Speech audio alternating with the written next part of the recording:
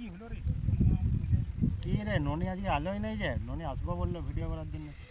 বল কি রে। রে কোথায় গেছিলি? আজ আসোস না, কখন থেকে বসে আছি আমি এখানে, ফাঁকা জায়গাটা, ভালো জায়গা। আর বলিস না, এমন একটা টেনশনের মধ্যে পড়েছি নাই। কি হলো? এই ক্লাবের থেকে বলছে 1000 টাকা করে পিকনিকের চাঁদা। সেরকম কাজ বাজ করি নেই, 1000 টাকা করে চাঁদা কি দেবো বল দেখিনি। কী করবো? হ্যাঁ, আগের দিনগুলোই ভালো ছিল বল। আরে আগের দিনের কথা একটা আলাদা জিনিস।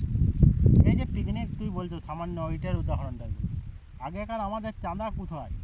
আমরা যখন ছোটো ছেলে ছিলাম, আমাদের তোদের ঘরের লোকরা সবাই মিলে ঘরের থেকে 1 কোনা করে চাল নিতাম, ঘরের থেকে মুড়ি নিতাম, থালা নিয়ে যেতাম, কাঠ কুচো বাঁধে নিয়ে যেতাম। আর স্পেশাল কী হতো? হাঁসের ডিমের ঝোল। আর যারা একটু ভিআইপি ধর, তারা খুব জোর হয়তো সারা হাঁসের মাংস করতো, এই হতো। আর সেটা আমরা কোথায় করতাম? বাঁধের নিচে, আমাদের বড় পুকুরের নিচে, কিংবা ধর ফাঁকা মাঠে।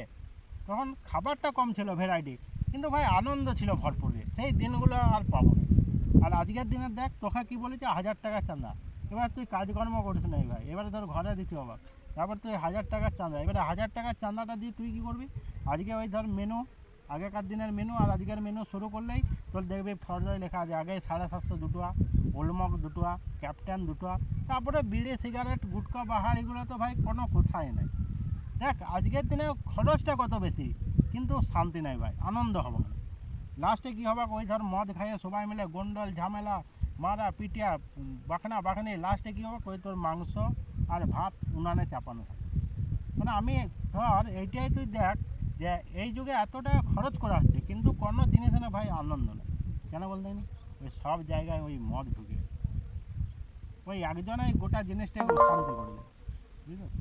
আমি এইটাই মানে করছি, বললাম আর কি, সেটাই তোকে বলছি। জিনিসটা কী বললাম, ঠিক না ভুল? একদম ঠিক বলেছি, একদম ঠিক। হ্যাঁ, সত্যিকারের এখন ভাই কোনো আনন্দ নাই, মদ ঢুকে